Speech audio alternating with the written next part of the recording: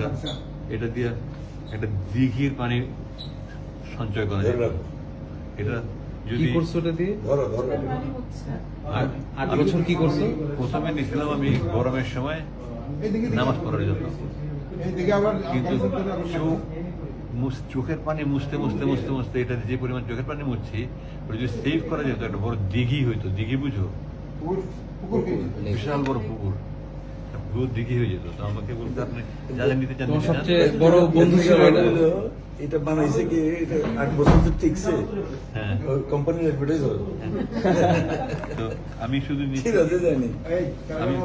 আমি শুধু নিচ্ছি এই কোরআন শরীফ নিচ্ছি, অনুবাদটা নিচ্ছি, তাই মুয়ের মাটি একটা চাইছিলাম, সুরবাজার যে সাহায্য করছে খুব সুন্দর একটা বানাই দিচ্ছিলেন, আমি ওটা নিচ্ছি। পথে আমার পানি খাইতে হবে, এখানে পানি নিচ্ছি বোধ।